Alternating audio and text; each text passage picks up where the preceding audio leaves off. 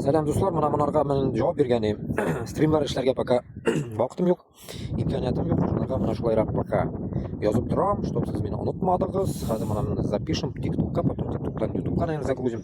Ну, men уже сөйләп үттем, mana shularga javob, mana fransuzlar masalasi bunda, бит инде Сирия и улук-шулук хәл. Мен сезгә баштан ук әйтәем, что Сириядагы булган хәл без өчен дәрес булырга тиеш. Без өчен дәрес булырга тиеш бу әйбер.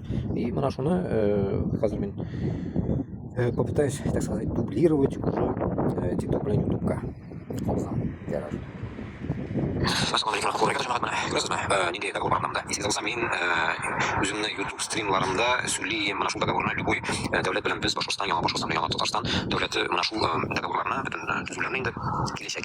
Эшлибез 60-га 40, 50-га 50 дигән исегез булса, менә буларда даже более справедливое действие идет. Мин даже на то, что безнең халык эшләячәк в будущем, получается, в наших предприятиях и тем самым отдавал 10% лишнего, короче, тем странам, которые вложатся. У нас шунарга мин сезгә вот, ну, как можно так сказать, предположительно говорил, что плюсовая сторона в том, что мы отдавать будем 10% лишнего тому государству, которое захочет зайти в наш Башкортостан с Татарстаном, а их будет до хрена и больше.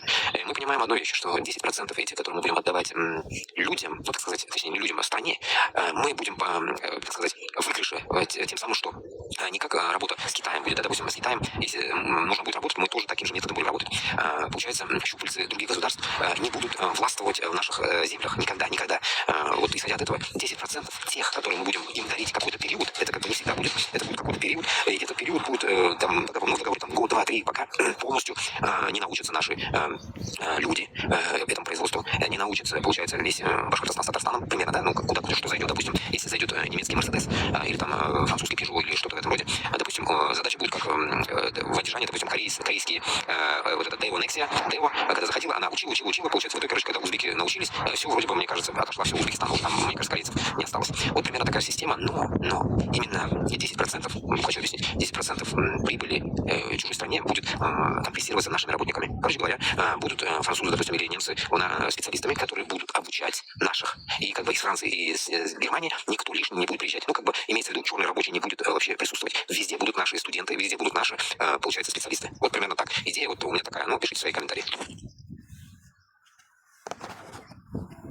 Менә шулай, дуслар, хәзер загружу максимально в этот TikTok, а потом YouTube. Примерно вот такая мысль. Комментарий языгыз, нәрсә уйлыйсыз? Шулай. Рахмат.